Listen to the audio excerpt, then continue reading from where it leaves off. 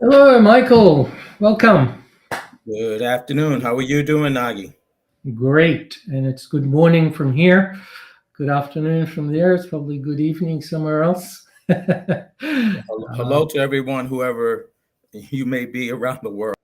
Yeah, it's exciting. You and I connected years ago now, and you've been busy. I've been busy. We haven't done this in a while, so I'm glad we have an opportunity to catch up again. Same, It's same been, here. Like it's in the way. yeah, As it's you know, so we much. we we we made a location transition. Yeah, We're now adjusting to the great southeast of the United States, the yeah. state of Georgia. But our businesses, we're just ramping back up with our business. So this is the timing is great. Yeah. Georgia was on my radar actually many years ago when I was with IBM. I was in Cumberland Forest there, and there was a connection in Georgia. I never made it there, so I'm excited that you're there. It's going to give me an excuse, right? Absolutely. You can fly right into the airport and I'll pick you up in 5 minutes. Oh, awesome. Well, welcome. Today we are again joining together to talk to people about what's been happening, the journey that you and I have been through with leadership and behavior intelligence, and how that's evolving.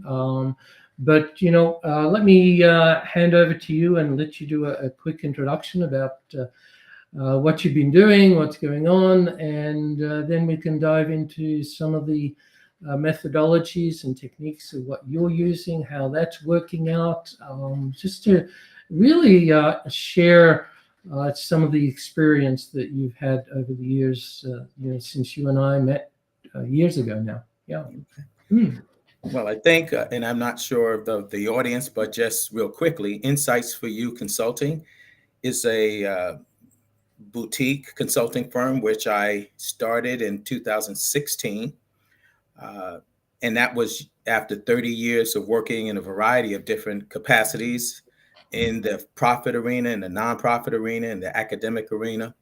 And after doing that, I decided to take all that I had learned over my career and focus on the things that I had the greatest success in, and that was really leadership development, leadership coaching, helping organizations connect with great talent, bring that great talent in house to their organization, develop the talent, and so that's been the core of the practice.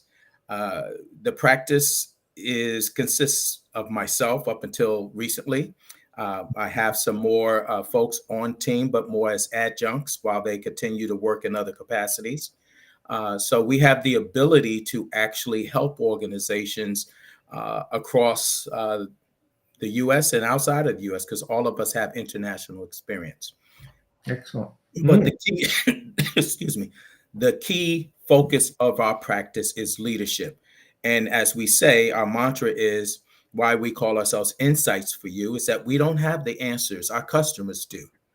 What we do is we excel at listening and Hmm. turning listening into discovery, Yeah. discovery into insights, insights into tangible actions, and actions into sustainable results. Wonderful. Love it. Love it. And we've been talking when we first met. We got into all of the behavior intelligence side of things and Acumatch, and we've been driving home some of that same message. A lot of people think of assessments as a report or a judgment, and we're all about this is more of a guided process. It's a guided interpretation. It's a guided process of learning. Is that how you see that as well? Yes, when we met, one of the things that was really attractive to me, having been certified in a number of diagnostic tools, and all of them are good and have value in and of itself. But what attracted me to Acumatch and behavioral intelligence is that the focus is on behavior. Yeah. Uh, we are entitled to feel and believe whatever we want to believe. I believe that deeply in my bones that everybody has a right to feel what they feel. Mhm. But in a civilized society, we also have to be cognizant of how we behave, because our behavior is what determines how others react to us. Our behavior is how people then, regardless of what they see on the surface, our behavior is what tells a person they can trust me, they can believe me, they can doubt me or not.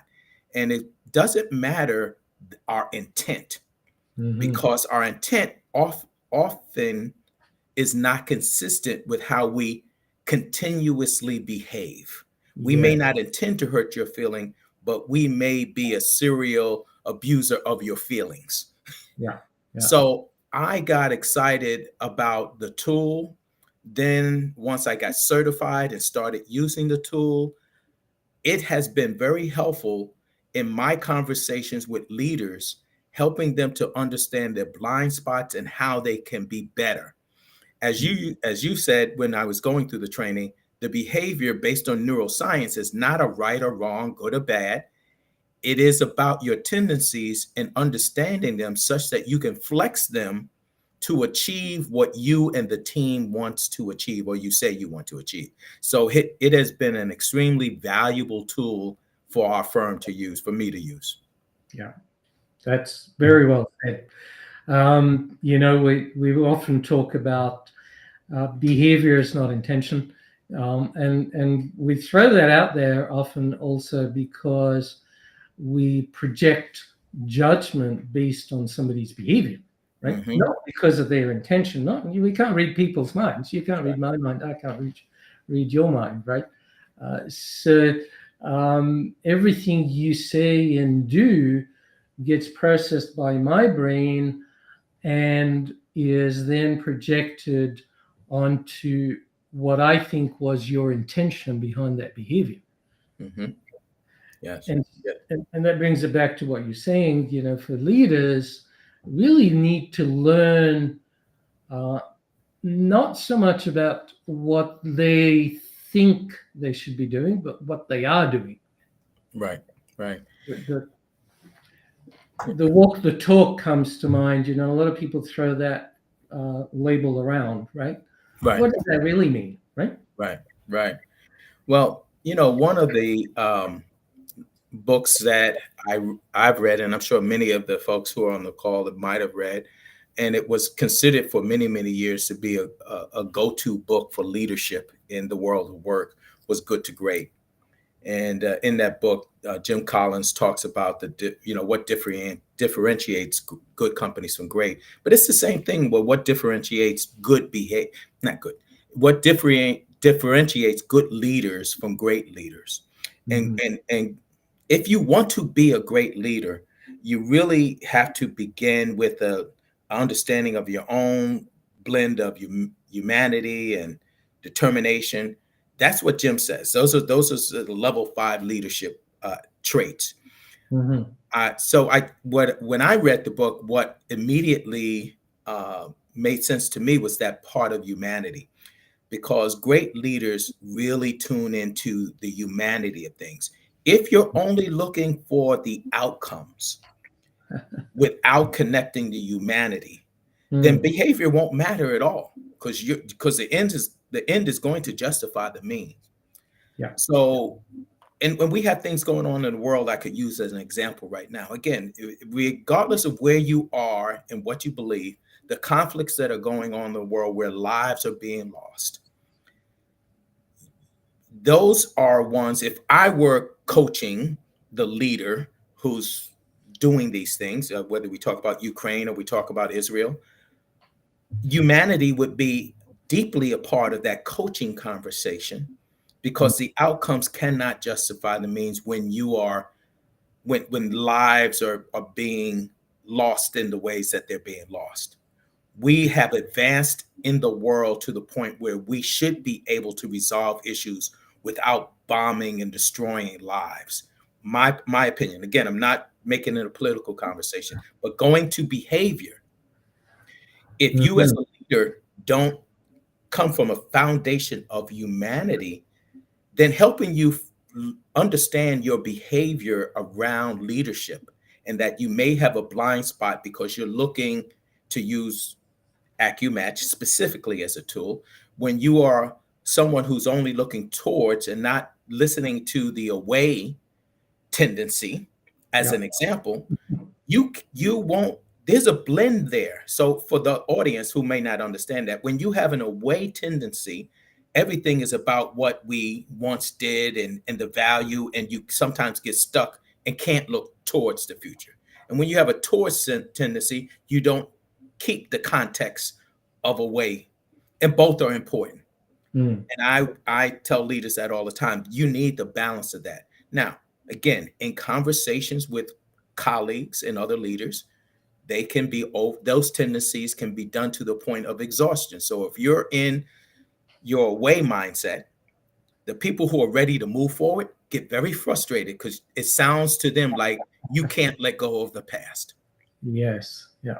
Yeah. That's a really good segue for me, because I was talking to a leader of a large organization actually just yesterday, 60,000 uh, employees and contractors. And they've focused in the past purely on the KPIs, training people and the skills, monitoring the numbers, tracking the numbers. And they're just realizing that the leadership needs to understand that humanity side that you're talking about. So it doesn't matter what size organization, right? What we're doing, what you're doing is really bringing that humanity aspect, the respect, right? And you were talking about this just earlier on about leaders need to inspire, motivate, but figure out, not only just elevate people, but figure out how to keep them, right? Yeah. So retention for every organization, it doesn't matter, corporate, education, nonprofit, every organization struggles with getting great talent, developing great talent, and keeping great talent. Mm. And so, in over my 30 plus years of doing this work, the getting the great talent, I tell leaders a lot of the challenges you have around that is that your network is not vast enough. You don't know the community of talent that's out there. And because they're so busy doing their job, or they're thinking about talent only from the perspective of where they came from. So they're not really getting that if you want to be great, you have to use the vast, great talent that's out there that looks like difference to you. Mm. If you only are looking at same, you're going to get same results. And that's been proven by scientists that study human behavior and everything. This is not Michael's opinion.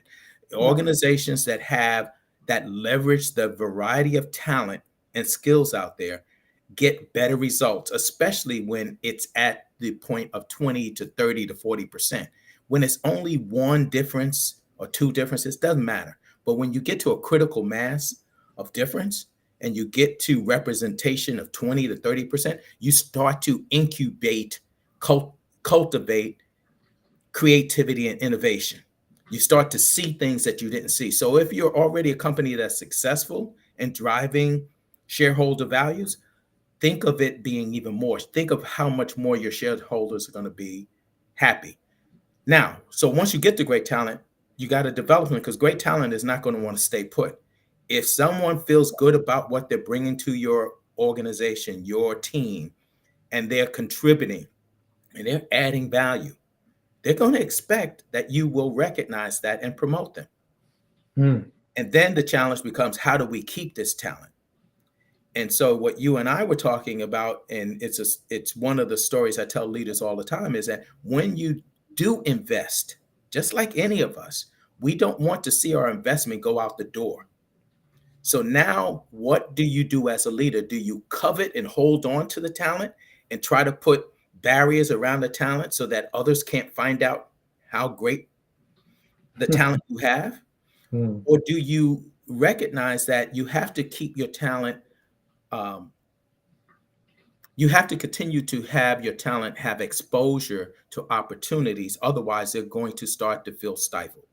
And I worked for a large organization like you. This organization is about 70,000 employees. and I was there for about 5 years. And my role was working with the senior leadership about bringing in talent, developing talent, keeping talent. And I recommended to one of the 5 leaders I was working with. They had 2 emerging people. They had been out of undergraduate and graduate school. They've been with the organization about 5, 7 years. And we were talking about where could they be in another 5 to 10 years. And so because we didn't have the ability to put in front of them mentors to connect with them, I recommended a mentorship program outside of the organization. And that leader almost threw me out of the room because he was concerned. Well, if I expose this people, that my 2 top talent, somebody's going to take them away. But what I helped him to understand, and he overcame, was by giving them that exposure, they felt he was committed to their development. The end of the story, the good story, is that both of those emerging talents got more promotions and stayed there 10 years longer.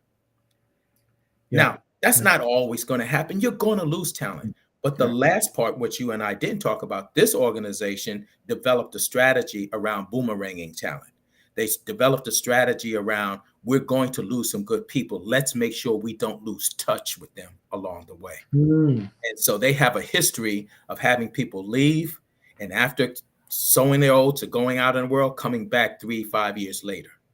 Yeah. Being okay with sometimes we are an incubator, right? Yes. And if you cut off the ties that you develop so much with people because you're upset that they're going to leave for an opportunity that they deem to be right for them at this time. That goes back to what we said about the behavior. Listen to yourself, think about that. Listen to yourself say, no, you can't go, or then get upset that the person went, and now you cut them off. They're dead to us. And now they've gone somewhere else.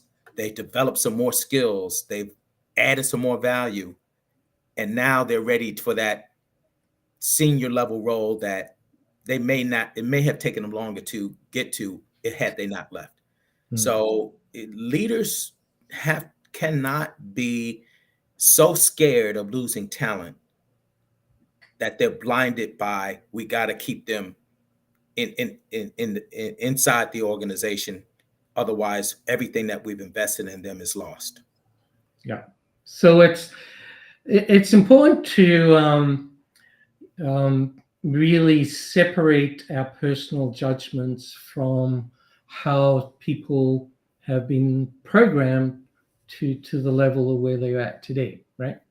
I think of an example when I was running a coaching firm, and in other situations, even in the corporate world, where if someone was quiet in a meeting, they were almost dismissed as not promotable,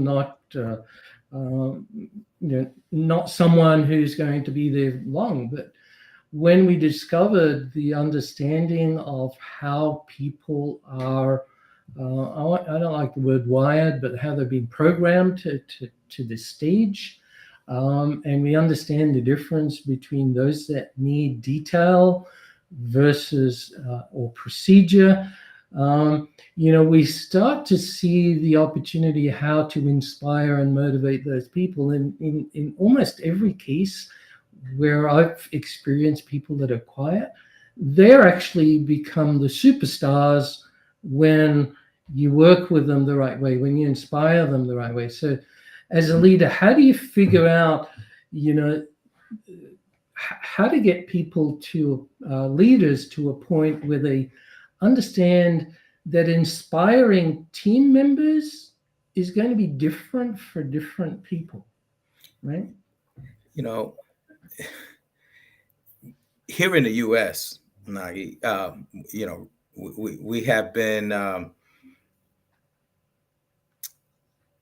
diversity, equity, and inclusion has become a sore spot for us, and so I strip away that language because I tell people, look, I don't worry about the taglines. I've long believed, as I said earlier, in the humanity of humankind as a foundation, but in that, I also accept that we are great because we come with a lot of differences. Differences are not a bad thing. Differences are a great thing if we recognize them and we don't put differences as, well, they're different, so they're not like me. So someone who is quiet and needs to be inspired, someone who is reticent, or someone who culturally who was just raised to work hard and keep your head down. They need coaching if they're in an organization that doesn't value that. That doesn't mean their coaching and upbringing was wrong. They just need to really understand that in this environment, that's probably not going to help you get to where you want to go. Again, a quick story. It was me. My training was work hard. My mother absolutely believed that the one thing you can control is how hard you work. And if you get outworked, that's on you. So I've never forgotten that. So I was working for an organization in New York City, right on Park Avenue, and I was teamed with a senior member of the team, and we went out and we had a great sale of some of our products. And it came back and we were in the team meeting, and my partner got up and talked all about the great sale, and she was all bubbly and all personality. And the managing director turned to say, "Great job, Michael. How do you feel about it?" And I said, I'm excited. I'm looking forward to it. That's all I said. A few minutes later, I get a call. "Michael, come down to my office." So I went down to the boss's office and she said, "Are you really excited about the win?" Because I don't want to mention her name, but she was really touting how great a job y'all did. And I barely got anything out of you. I said, I really am excited. It's the first big win since I've joined the firm, and I'm really looking forward to the execution of it. She said, "In this company, if you don't toot your horn and shout about your wins, nobody's going to believe you." Yeah. So that's an example that never left me. It didn't change who I am. I don't go around beating on my chest if I get a win, but in certain environments, they want to see the energy and enthusiasm, so it's believable to them. So that leader who wasn't coached in behavioral intelligence, but demonstrated an intelligence in how she approached it. She didn't tell me I did anything wrong, but she did help me understand that in the culture of that company, excitement was a value. And your behavior was not aligned with their expectations. That's right. I was low key. I was mellow about it. I wasn't doing the pom pom dance like my colleague was. And my colleague, who was the person mentoring me at the organization, she pulled me in later and said, I know what she told you in the office, because she had already asked me if you were excited, and I said you were, but it was like two different personalities. So we are in the world in which we live, whether it's work, whether it's in relationships, whether we're parents. This behavioral intelligence is so critically important to really get a mastery of. And when you get a mastery of it, it does enable you to have conversations more successfully that are difficult. Again, I have a high rating of what did my wife call it all the time? You know the word I said, contrary. So when I took the assessment, it validated that, and so I showed it to my wife and my son and my daughter, and they all started laughing. And I said, "Well, you were telling me the truth, because the assessment is saying I had." So that whenever I go into a meeting, I know that because I have a tendency to be that. When I deal with customers, I am a little bit less aggressive in terms of the questions, because the questions can sound to some customers like you are challenging me or not believing me. So I spend probably less time asking as many questions. Now, in some companies where they're not getting any of that push, then that tendency is actually very helpful. So that's another example of how the tool can work if you apply the tool, right? I just getting the assessment and saying, "Oh, okay, well, they were right," wouldn't have mattered if I didn't say, "Okay, Michael, you know how you can be. It's not a wrong, it's not a right, it's not a good or bad, but you're going into an organization that really is only looking to be asked one or two questions and not pushed yet.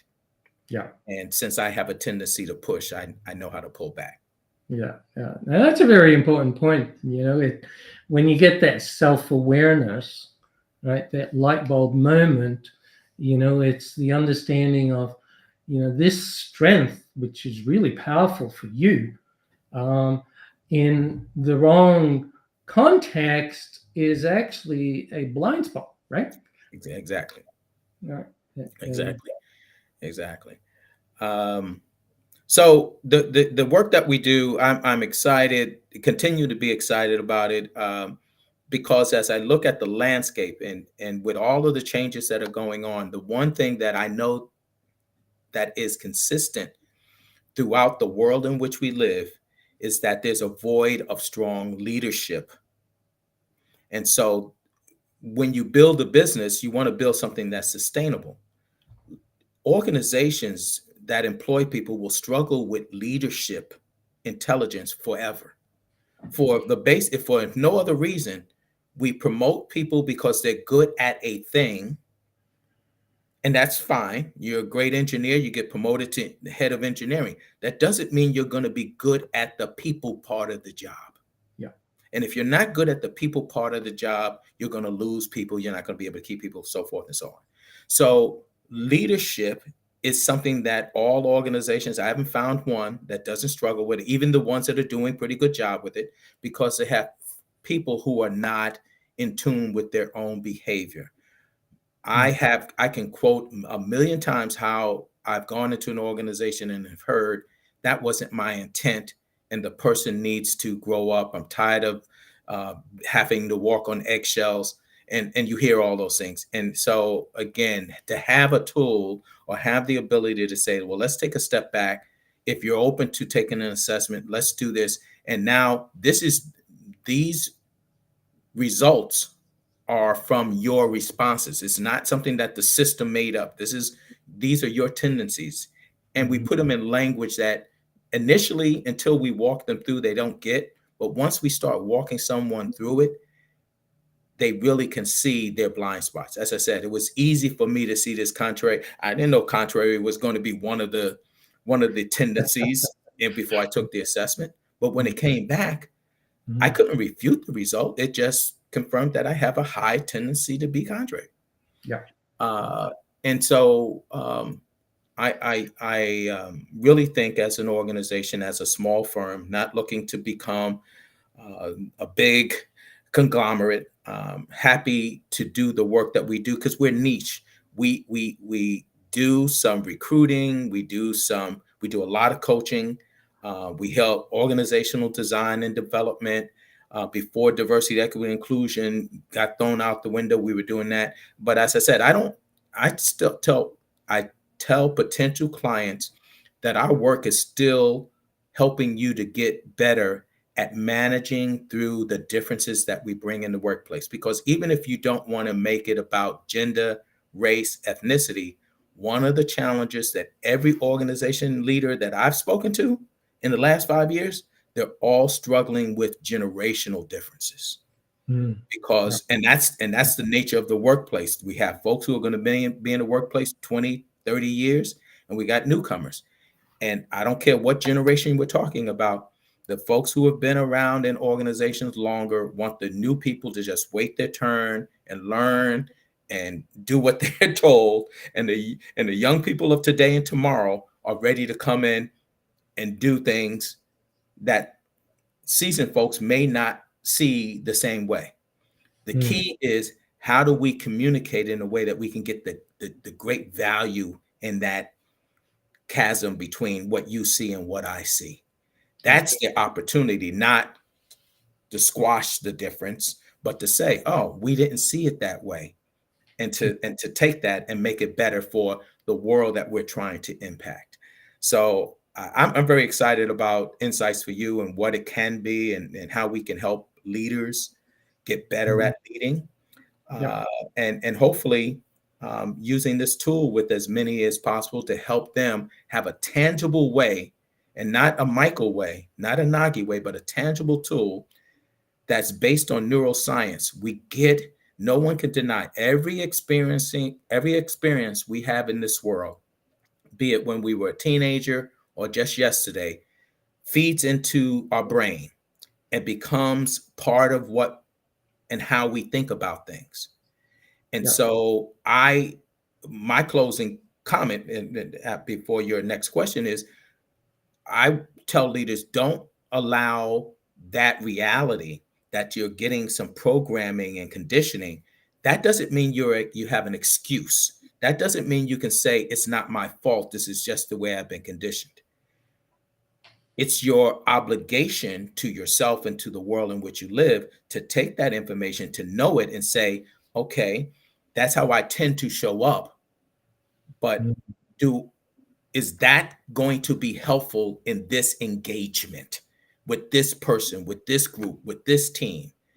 What tendency can I flex to be a better contributor to the solutions this team is trying to achieve?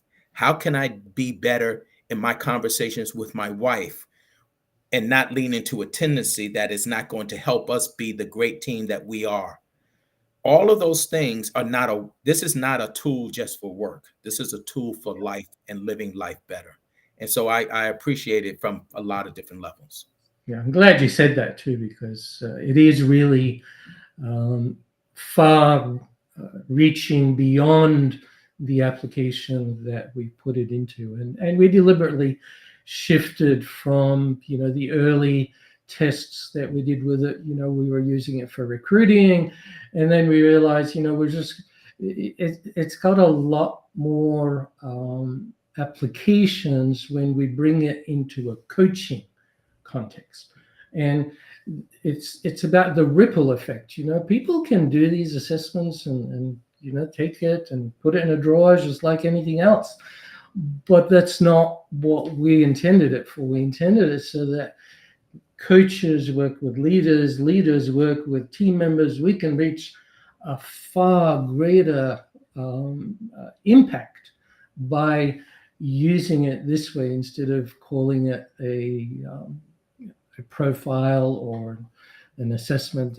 That's why, again, we've shifted from the delivery of this is about guiding people through their self-interpretation, right? Yeah. Their learning, their takeaways are the key to them benefiting from this. So I love the way you use it and the way you've explained it. So thanks. And by the way, my wife and I use it. We've done it with our kids as well. Just like you have, and it's made a huge difference. I got to tell you. So and we still have coaches that use it for recruiting and HR and different areas, but the emphasis still comes back to the self-awareness about the behavior, not what you think, right?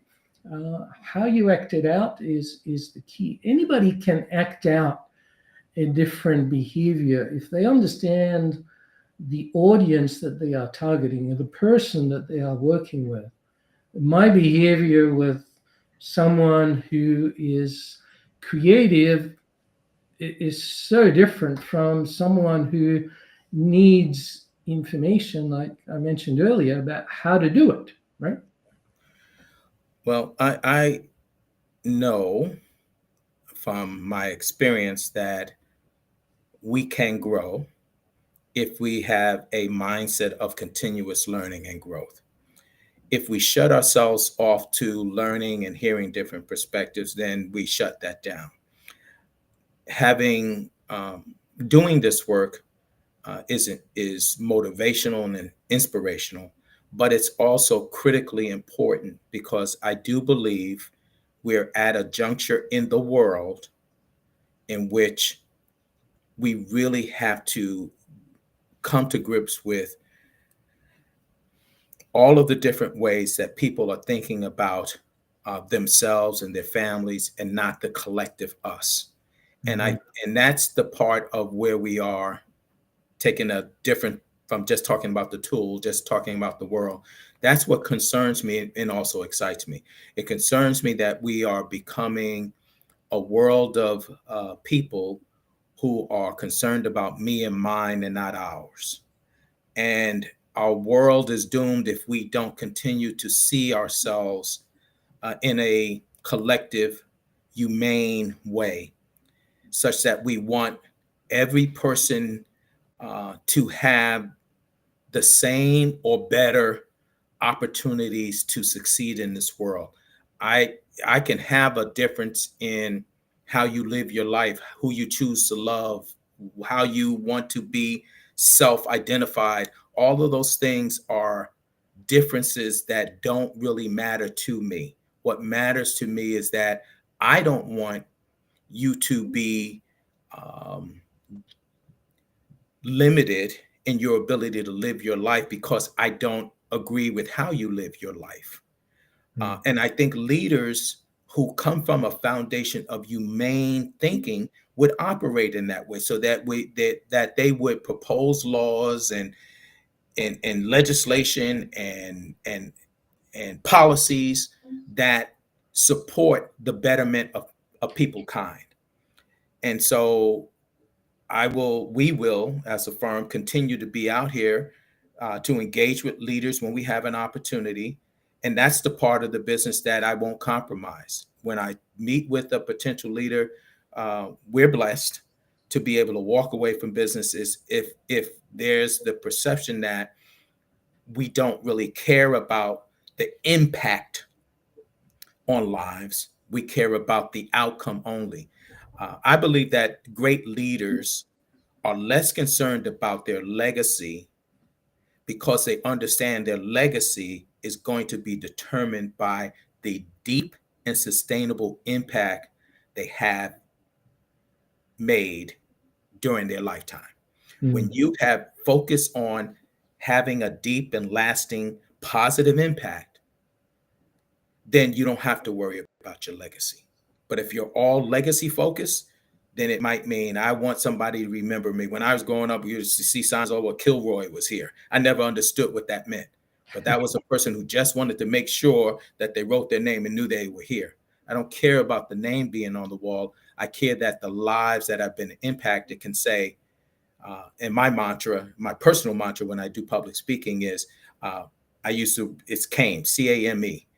I'm blessed to have been here. And when I'm gone, I hope somebody will be able to say Michael came because he communicated, he agitated or advocated, depending on the circumstance. He motivated and he elevated. Mm. Nice.